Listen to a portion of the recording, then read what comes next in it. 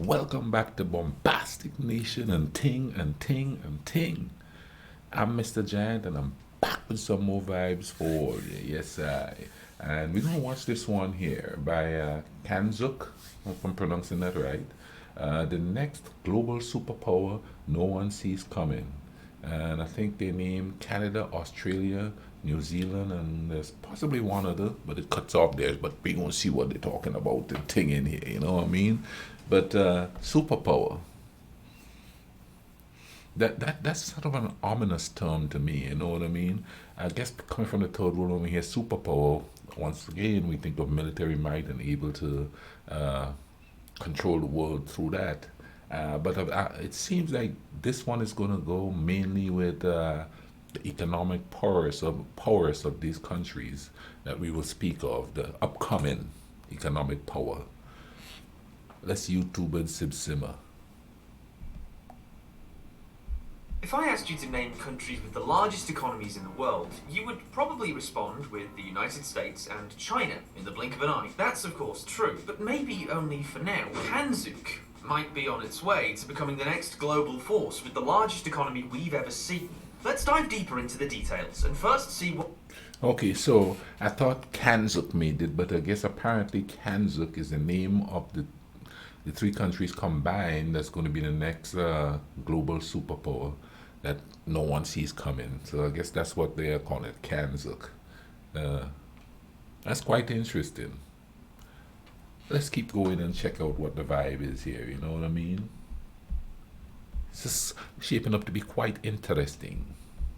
Let's dive deeper into the details and first see what is Kanzuk and how it works. CANZUK is an acronym that stands for the countries engaged in the theoretical proposal of a new agreement. The involved countries include Canada, Australia, New Zealand, and the United Kingdom. The CANZUK Okay. alliance is a developing political concept that incorporates economic collaboration that is beneficial for all members of the partnership. The idea of a hypothetical concept of the alliance between the named countries has been reverberating since the 1960s, but it became more and more realistic after the 2016 Brexit. The four allies have a lot in common, as you might guess. The linguistic, political, economic, law systems, and traditional similarities make them ideal partners. All four countries are English-speaking and have a common democratic system. Other than that, Canada, New Zealand, and Australia have the Queen as their head of state, which makes the collaboration even more reasonable. They are members of the Commonwealth and have some of the largest economies in the world. The four nations occupy pretty decent spots in GDP by country ranking, with the UK holding 6th place, Canada 10th, Australia 13th, and New Zealand holds a little farther in the 50th position. The estimated nominal GDP of all four countries amounts to $6.5 trillion, with about $46,000 GDP per capita. Considering the size of the countries' economies, influence, and political power, this alliance will create the second most influential union after the EU. Also, the collaboration between the four countries will most definitely form one united nation, making it the fourth largest economic nation in the entire world, with the fifth strongest military sector. As the alliance is just a theoretical grouping idea at this point, it's harder to predict everything accurately, but the possible collaboration will influence the united total population of 135 million people, living on an area of 18 million square kilometers, or 7 million square miles, giving the Union the largest territorial control and greatest access to natural resources. The proposed alliance is supported by Boris Johnson, the UK Prime Minister, Erin O'Toole, the leader of the Conservative Party of Canada, senators of Australia, and MPs from New Zealand. The largest CANZUK group is CANZUK International, which promotes the political union aspects of the alliance. Now that you know what CANZUK is and how the association was established, let's move on to the benefits and implications of the alliance for each country, as everyone has their own interest in this collaboration. One of the most important advantages for the allies is that they'll move around the CANZUK nations much more easily, with better working rights and opportunities. Just as the EU members are tightly connected through actively working migrants, the CANZUK partners will have access to visa-free travel and much more working opportunities on each other's lands freely, with equal rights. The general aim of this alliance is to increase trade and mobility of citizens within the nations, develop and expand the military sector, and strengthen foreign policy cooperation, which would largely increase the military and defensive support, advancing public safety and national security. The physically, technologically, and economically powerful alliance will reduce the cases of terrorism, cyber attacks, and any kind of threat of war. All of that will promote economic growth, incentivize people to increase productivity by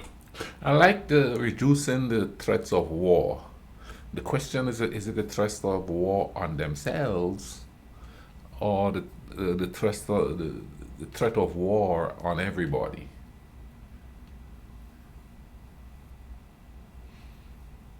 That is the question. But when groups get together like that, I think that their best interest is at heart, which I guess is quite understandable taking the human psyche. Now, how would that affect small countries like where I'm from? Isn't I think there's something called the African Union or something. They're trying to do the same thing with Africa, which would make Africa quite powerful if all those countries kind of come together like that in some kind of agreement, because they hold a whole lot of natural resources that the world needs. But you have so many different tribes, and of course the influx of religions that have migrated there could cause them not to come together.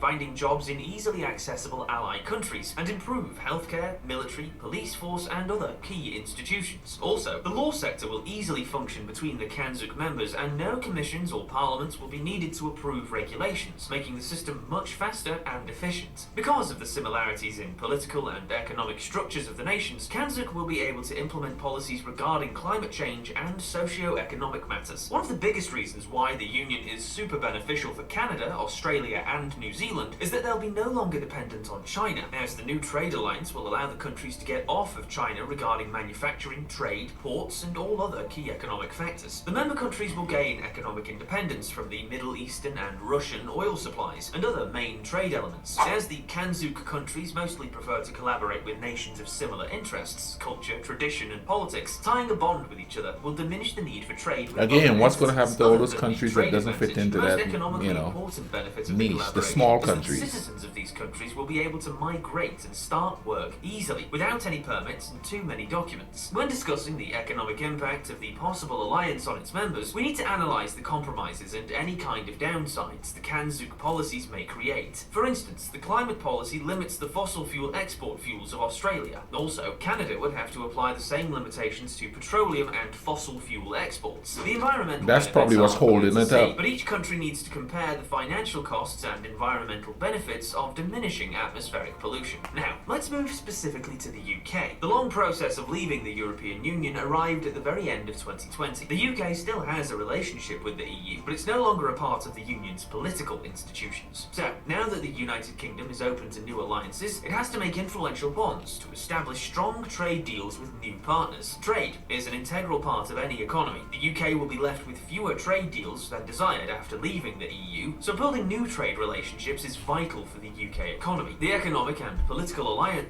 See, here we go with the trade again. And like I said in a previous video, when we were watching the Shanghai Empire, which was 1400s, around the AD, 14, 15, 16, or 17 AD. You cannot be self-sufficient. You have to trade with people. There's things that other countries have that you don't have that you need. You know what I mean? So you're going to have to trade with them and work with them. Alliances like this would be important, especially for the countries within the alliance.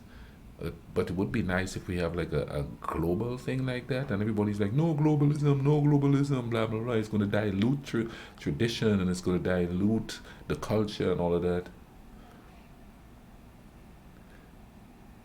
The question is, are we willing to sacrifice culture for the betterment of humanity as a whole?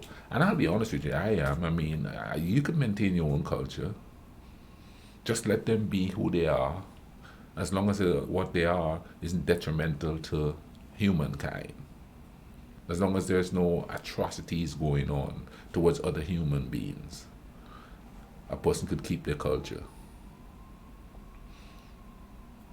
But unfortunately, people think that making somebody like them is going to make things more peaceful.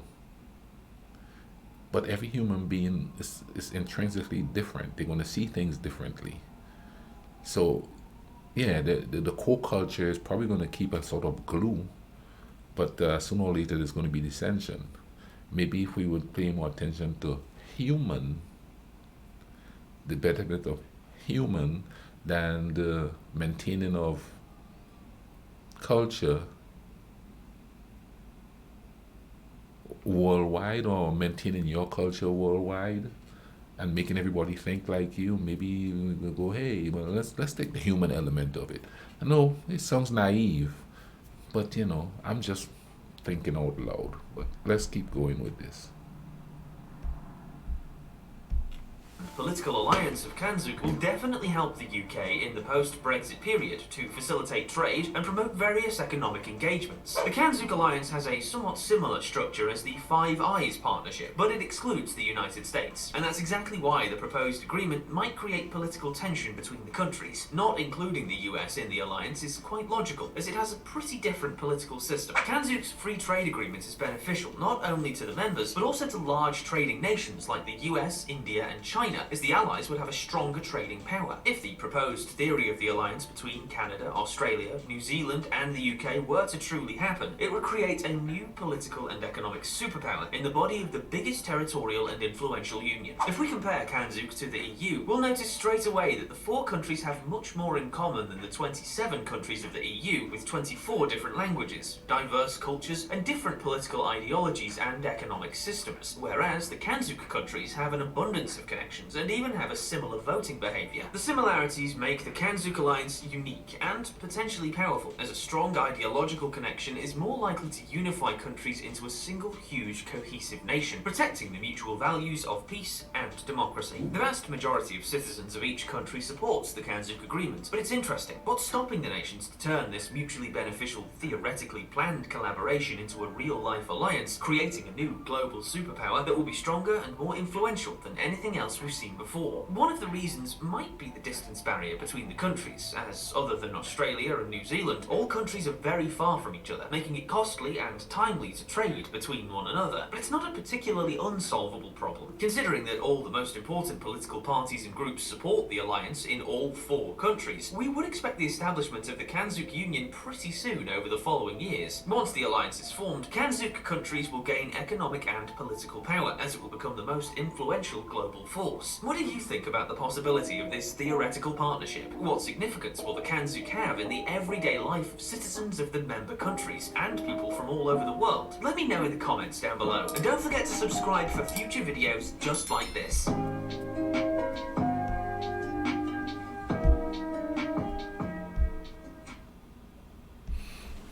That's quite interesting. I tell you what, y'all always have some really cool insights into this thing here, into whatever I watch. Historically speaking, comment down below. What do you all think? What do you all think is the pros and the cons of all of this? You know what I mean? And what would be the impact for smaller countries? Developing world, the underdeveloped world. What do you think would be the, I hate to say consequences, or the effects, let's say the effects that would have with them? How would they fall into the trade part of all of this, It's quite interesting. And I mean, what we have going on now as far as the powers that be seems to be squeezing out smaller countries, squeezing out poor countries, or going to those countries and taking their resources and not really compensating or taking into consideration the countries that are there. And it seems like a more military type thing. I have this territory, so I could get to the other guy, and then squeeze the other guy, you know what I mean? And we live in a world where rich countries are fighting against each other at the peril of smaller countries. In the 80s, you see you have Russia and you have America fighting over South America, because South America have all these natural resources. And you could go as far back in history where bigger countries are fighting for smaller territories, and they're going back and forth, and the people in the middle of all that craziness, the ones who own the land are the ones who get squeezed the most. You know, so normal people every day working, trying to make a living. Comment down below. Tell me what you all think about this. I'm interested to read the comments on this one. I'm gonna leave a link in the description for this video. Go to this channel because they said subscribe to the channel for more vibes about different things. I'm assuming here. See, you have California, the golden bear of failing economy. An inflation crisis is going on right now and will last for years. I'm looking at a couple of videos here on the end there, so there's obviously some interesting videos on here, quite possibly with some good insights. Thank you all for watching this with me. Take care of each other, alright? Cool runnings.